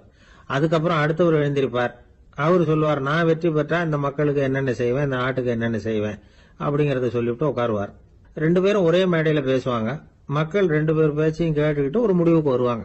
இதுதான் அங்க உள்ள பழக்கம். இங்க அப்படி இல்லை. இங்க ஒருத்தர் பார்த்தாவே முகத்தை திருப்பிக்கிறது. ஒரு தடவை இது மாதிரி ஒரு கூட்டம் நடந்துகிட்டு இருக்கு அங்க வெளிநாட்டுல தான். நேரத்துக்கு சரியா ஒரு வேட்பாளர் வந்து சேரல. இது இங்கிலாந்துல நடந்த நிகழ்ச்சி. அப்புறம் என்னாச்சுன்னா ஒருத்தர் வந்துட்டாரு, இன்னொருத்தர் வந்து சேரல. அப்புறம் உடனே அந்த ஒருத்தர் வந்தவர் பேச ஆரம்பிச்சிட்டார். அதாவது அந்த இன்னொருத்தர் சார்பாவே பேசிட்டாராம். அதாவது அவர் வரல, நான் அவரு சார்பா வந்து நான் பேசிடுறேன். அதாவது அவர் ஜெயிச்சுட்டா அவர் என்னென்ன செய்வார் இந்த நாட்டுக்கு அப்படின்னு சொல்லி அவர் பக்கத்துல உள்ள நியாயத்தை எடுத்து இவரே சொல்லிட்டாராம். இப்படிலாம் அங்க நடந்துதான். இது எப்பேற்பட்ட தேர்தல் பண்பாடு பாருங்க. அதனால இன்னொரு விஷயம், இப்ப இங்கிலாந்துல எல்லாம் ஓட்டு கேட்கறப்ப வெற்றியா தோல்வியாங்கிறத ஓரளவுக்கு யூகிச்சுடலாமா. இப்போ ஒரு வேட்பாளர் ஒரு வீட்டுக்கு முன்னாடி போய் நின்று எனக்கு ஓட்டு போடுங்கன்னு கேட்கறாருன்னு வச்சுங்களேன், அதுக்கு என்ன பார்த்து செய்யறோம், போயிட்டு வாங்க அப்படின்னு சில வீடுகள்ல வாசல்ல நின்னே சொல்லி அனுப்பிச்சிருவாங்களாம். வேற சில வீடுகள்ல எப்படின்னா வேட்பாளரை வீட்டுக்குள்ள கூப்பிட்டு காபி சாப்பிட சொல்லி உபசரிச்சு அதுக்கப்புறம் அனுப்பி வைக்கிறது வழக்கமா. இதுல எந்த வீட்டு ஓட்டு நிச்சயம் தெரியுமா? வாசல்ல நின்னே வழி அனுப்பி வச்சுடுறாங்க பாருங்க, அவங்க ஓட்டு நிச்சயம். உள்ள கூப்பிட்டு காப்பி கொடுத்து அனுப்புறாங்க பாருங்க, அவங்க ஓட்டு நிச்சயம் இல்லையா. சரி, அப்புறம் ஏன் அந்த உபசரிப்பு அப்படின்னு கேட்டா அதுக்கு ஒரு காரணத்தை சொல்றாங்க. அதாவது அது ஒரு அனுதாபத்தை தெரிவிக்கிற முறையா. ஐயோ பாவம், நாம இவருக்கு ஓட்டு தான் போட போறதில்ல, இதையாவது செய்வோம், காப்பியாவது சாப்பிட்டு போகட்டும் அப்படிங்கிற எண்ணமா. இப்படி அந்த ஒரு பழக்கம். ஆக அந்த ஊர்ல நிறைய காப்பி சாப்பிடணும்னு ஒருத்தர் ஆசைப்பட்டா தேர்தலில் தோத்து போறதுக்கு தயாரா இருக்கணும். ஒரு சமயம் ஒரு ஊர்ல தேர்தல் நடந்துதான். ஒரு தொகுதியில நின்று தோத்து போன ஒருத்தர் கையில ஒரு துப்பாக்கியோட ஊருக்குள்ள சுத்திக்கிட்டு இருந்தாராம். ஒரு போலீஸ்காரர் அவரை பார்த்துட்டு சந்தேகப்பட்டிருக்கார். அதனால அவரை தடுத்து நிறுத்தி என்ன இது துப்பாக்கியோட சுத்துறீங்களேன்னு விசாரிச்சிருக்கார். இதுக்கு அவர் சொன்னாராம், சார் இந்த தொகுதியில மொத்தம் 1,00,000 வாக்காளர்கள், அதுல எனக்கு 10,000 பேர் மட்டும்தான் எனக்கு ஓட்டு போட்டிருக்கிறாங்க. அப்படின்னா எனக்கு வேண்டாதவங்க இந்த தொகுதியில 90,000 பேர் இருக்கிறாங்கன்னு அர்த்தம். இப்படி ஒரு சூழ்நிலையில நான் என்னுடைய பாதுகாப்புக்கு ஆயுதம் இல்லாம நடமாடலாமா அப்படின்னு கேட்டாராம். எவ்வளவு எச்சரிக்கை பாருங்க. நம்ம ஊர்ல சில பேர் ஓட்டு கேட்கிற விதமே தனி. ஒருத்தர் ரொம்ப சாமர்த்தியமா ஓட்டு கேட்பாராம். அவர் எப்படின்னா, ஒரு வீட்டுக்கு போறாருன்னு வச்சுங்களேன், அந்த நேரம் அந்த வீட்டுக்காரரு என்ன செஞ்சுக்கிட்டு இருக்கிறாரோ அதே வேலையை இவரும் கொஞ்ச நேரம் செய்வாராம், அவருக்கு ஒத்தாசையா. அதுக்கப்புறம் மெதுவா பேச்சு கொடுப்பார், ஓட்டு கேட்பார், இது மாதிரி எலெக்ஷன்ல நிக்கிறேன் கவனிக்கணும்னு. அது மாதிரி ஒரு தடவை அவர் போனப்ப அங்க வந்து அவர் என்ன பண்ணிட்டு இருக்காரு, வீட்டுக்கு பின்னாடி மாட்டு கொட்டையில பால் கறந்துகிட்டு இருக்காரு ஒரு பசுமாட்டுக்கிட்ட. அந்த வீட்டுல இவர் ஓட்டு கேட்க போனவர் இவர் ஓடி போய் இன்னொரு சொம்பை எடுத்துக்கிட்டு அதே மாட்டுக்கு இன்னொரு பக்கம் போய் உட்காந்துக்கிட்டு இவரும் பால் கறக்க ஆரம்பிச்சிட்டார். எதிர உட்காந்துட்டு இருக்காரு அவரு, இவரு இந்த பக்கம் உட்காந்துருக்காரு. கீழே கொஞ்சம் குனிஞ்சு பார்த்தா ஒருத்தர் முகத்தை ஒருத்தர் பார்க்கலாம். கொஞ்ச நேரம் ஆனதுக்கு அப்புறம் இவர் மெதுவா அவர்கிட்ட பேச்சு கொடுத்தாராம். இது மாதிரி நான் எலெக்ஷன்ல நிக்கிறேன், நீங்க ஓட்டு போடணும், அதுக்காக தான் வந்தேன்னாராம். அது முடியாதுங்களேன்னாராம் அவரு. ஏன்னு கேட்டிருக்கார். நான் இந்த வீட்டுக்காரன் இல்ல, நானும் உன்ன மாதிரி ஓட்டு கேட்க வந்தவன் தான் அப்படின்னு. கங்கை கரை தோட்டம் பக்கத்துல ஒரு ஆசிரமம், அங்க ஒரு பெரியவர் தங்கி இருக்கிறார். அவர் தான் ராமகிருஷ்ண பரமஹம்சர். அந்த ஆசிரமம் இருந்த இடம் கரக்பூர். வங்காளத்தில் பொதுவாக எல்லாரும் மீன் சாப்பிட்றது உண்டு. கங்கையில் குளிச்சுட்டு கையில் ஒரு மீனோட வர்றது வழக்கம். இவர் இருக்கிற இடத்துக்கு கங்கையில் படகு வழியாக வரணும். அப்படிதான் எல்லாரும் வருவாங்க. வர்றவங்கள ஒன்று கூட்டி ஆன்மீக விஷயங்களை பற்றி பேசிக்கிட்டு இருப்பார். ஒவ்வொரு நாள் ஒவ்வொருத்தர் நகரத்துக்கு போகணும், வரும்பொழுது மீன் கொண்டுகிட்டு வரணும். அதுக்கு ஒரு அட்டவணையே உண்டு ஆசிரமத்தில். அது பிரகாரம் ஒரு நாள் சுவாமி யோகானந்தர் படகுல போனார். படகை செலுத்தினவங்க ராமகிருஷ்ணரையும் சுவாமி யோகானந்தரையும் மற்றவங்களையும் பித்தர்கள் அப்படின்னு சொல்லி ஏளனமாக பேசினாங்க. அவங்க என்ன பைத்தியம் பிடிச்சவங்க அப்படிங்கிறது மாதிரி. சுவாமி யோகானந்தருக்கு ரொம்ப மென்மையான இதயம். இவங்க இப்படி கண்ணாபின்னான்னு பேசுறத பார்த்தா மீனை வாங்கிட்டு திரும்புறப்போ என்ன நடக்குமோ அப்படிங்கிற பயம் வேற வந்துட்டுது அவருக்கு. அவ்வளவு மென்மையானவர். இதை தெரிஞ்சுக்கிட்ட ராமகிருஷ்ணர், யோகானந்தா இங்கே வா அப்படின்னு கூப்பிட்டார். இவர் கண்ணீரை தொடச்சிக்கிட்டே கிட்ட போனார். சொன்னார், ஐயா, படகு ஓட்டுறவங்க உங்களை பற்றி மோசமாக பேசுகிறாங்க.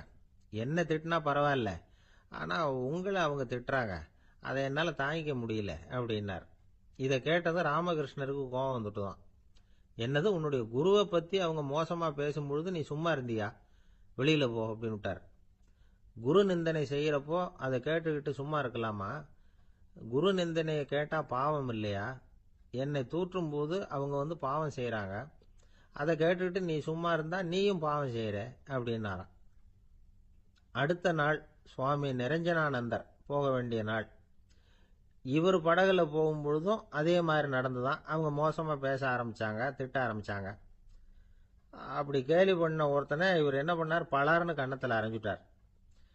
இன்னொருத்தனை கங்கையில் தூக்கி எறியறதுக்கும் தயாராகிட்டார். அதுக்கப்புறம் அவங்க யாரும் வாயை திறக்கல. மீன் வாங்கிட்டு வர்றப்பவும் படகுல ஒரே அமைதி. அவ்வளவு பயம் அவங்களுக்கு. ராமகிருஷ்ணர் கூப்பிட்டு விசாரிச்சார் என்ன நடந்ததுன்னு. இவர் சொன்னார், அவர் யோகானந்தா போகும்பொழுது என்ன நடந்ததோ அப்படியே தான் இப்பவும் நடந்தது. குரு நிந்தனை செய்யறத கேட்டுக்கிட்டு நான் சும்மா இருப்பேனா? ஒருத்தனை அப்படியே அரைஞ்சுட்டேன், இன்னொருத்தனை ஆற்றுல தூக்கி போட்டுருவேன்னு பயமுறுத்தினேன், அவ்வளவுதான் அப்படின்னாராம். இப்போவும் ராமகிருஷ்ணருக்கு கோபம் வந்துட்டு தான். என்ன இது, அணியறது காஷாயம், இருக்கிறது ஆசிரமம், உனக்கு இவ்வளவு கோபம் வந்ததுன்னா அப்புறம் என்னத்துக்கு ஆசிரமத்தில் இருக்கணும்? பிரம்மச்சாரி எப்பவும் அமைதியாக இருக்கணும் அப்படின்னு அறிவுரை சொன்னாராம் ராமகிருஷ்ணர். அப்போ இவர் கேட்டாராம், ஏங்க அவருக்கு ஒரு விதமான அறிவுரை சொன்னீங்க, எனக்கு வேற விதமாக அறிவுரை சொல்றீங்க, இதில் எது உண்மை அப்படின்னு கேட்டிருக்கார். இதுக்கு ராமகிருஷ்ணர் சொன்ன பதில் என்னன்னா, அட அசடே, சக்கரத்தில் காற்று அதிகமாக இருந்தால் குறைக்கணும், குறைச்சலாக இருந்தால் கூட்டணும். அவன் சாது, அவனுக்கு அதிக உணர்ச்சி தேவை, உனக்கு படபடப்பு அதிகம், உனக்கு பொறுமை தேவை அப்படின்னாராம். இதில் உள்ள கருத்து என்னன்னா, கல்விங்கிறது எப்படின்னா அதை சூழ்நிலைக்கு தகுந்த மாதிரி கற்பிக்கணும். எல்லாருக்கும் ஒரே மாதிரி கற்பிக்கக்கூடாது. கேட்குறவர் தகுதி, புரிஞ்சுக்கிற திறமை, இதை பொறுத்து கல்வி அமையணும். ஆரம்ப காலத்தில் ஒரு குரு,